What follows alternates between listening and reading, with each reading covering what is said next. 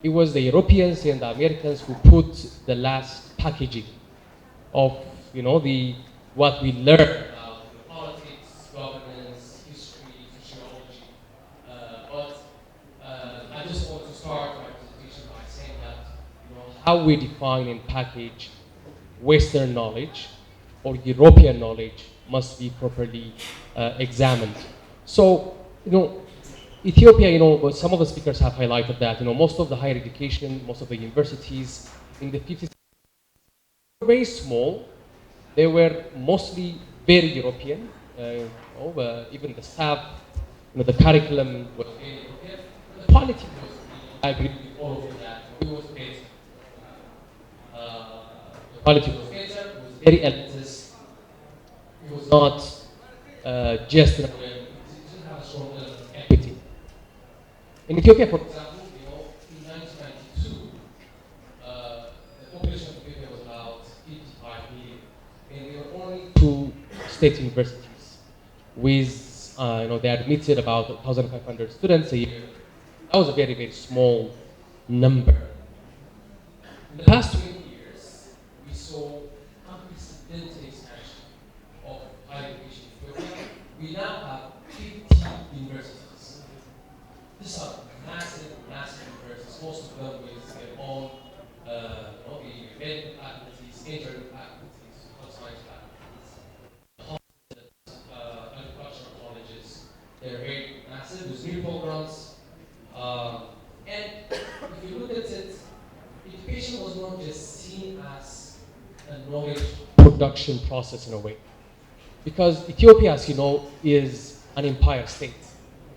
It has a history of empire in a way, a history of legacy of empire, and there were problematic relationships, political, economic relationships between the different linguistic, cultural, and religious groups. So some groups, some cultural, religious, and linguistic groups were systematically sidelined from higher education, actually overall education, but specifically higher education. So the expansion of education wasn't just about producing knowledge; it was about equity. It's about building an infrastructure. And unlike Somaliland, yesterday I was fascinated when in one of the panels when somebody said 80% of the GDP of Somaliland comes from the private sector. I was shocked.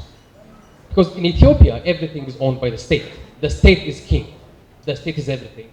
So if anyone wants to have access to resources, land, government rent, technology, capital, education is a way. So higher education was in a way packaged as a way to access that resources, the state resources.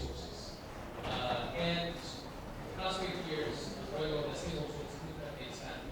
Just to give you one number, is in 1992, the size of the bureaucracy, the civil service in Ethiopia was about 200,000.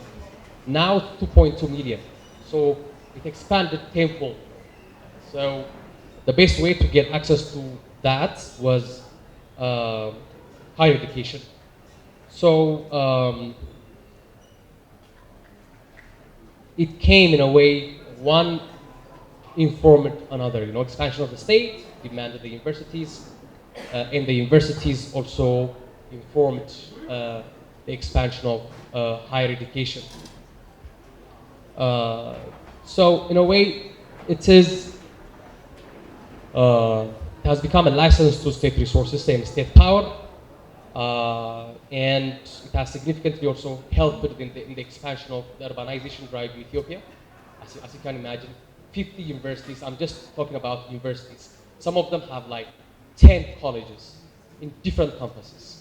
So we can think of like about, at least 250 or 300 campuses across the country in different towns and cities. So that has significantly helped in expanding and helping the urbanization drive in, providing a great opportunity, not only just for the students allocated by the government, but the people are living in that area to have access to education. But, the danger I'm almost done. The danger is such an expansion was also focused on equity. So quality was significantly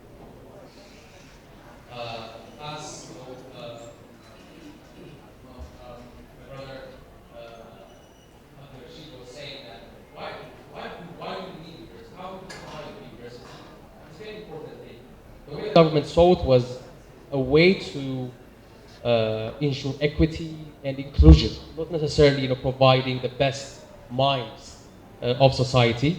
So quality was significantly undermined, and forget knowledge production. Ethiopian universities were centers of knowledge distribution, but it was not even a proper center of knowledge distribution. Because failing to produce knowledge is one thing, but failing to distribute the already existing knowledge, of course, another problem that we saw. The other thing is, of course, they were highly politicized. There was no academic freedom. Highly politicized and poor capacity has significantly undermined the quality of the graduates coming out of the universities, and it has become this have become the center for the regional. They were very politicized and ethnicized as well. So this ethnicization in some places has resulted in pseudoscience.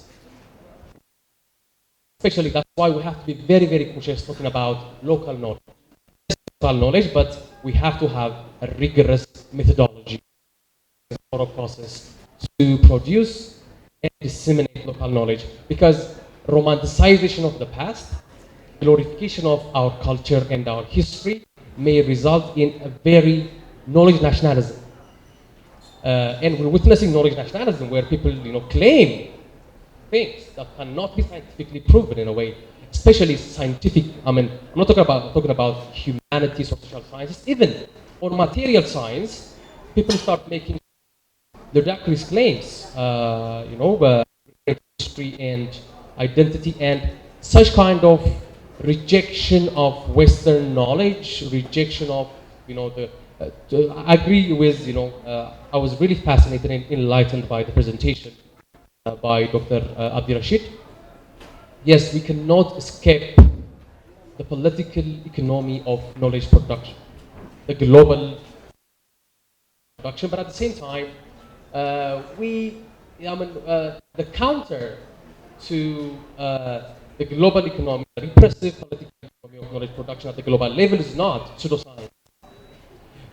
In many witnessing is anti-science, anti-evidence, anti-intellectual movements driven by nationalism, and these are not helpful.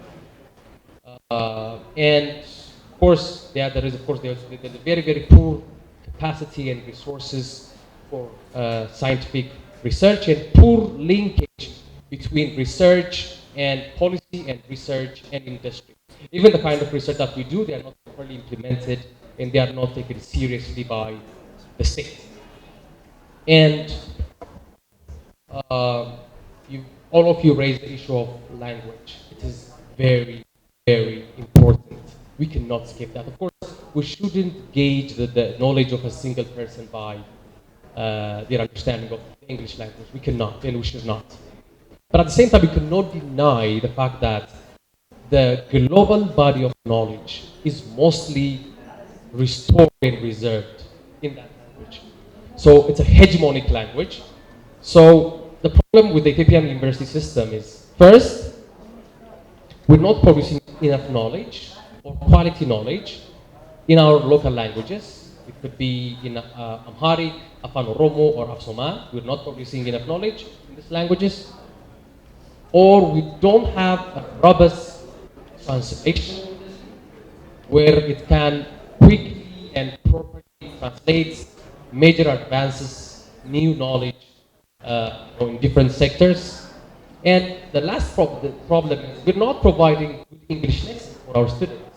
So when they don't have good English, so they are missing out the knowledge. So right now the government is trying to do some interesting initiatives. This first one is there are universities, all of them everything.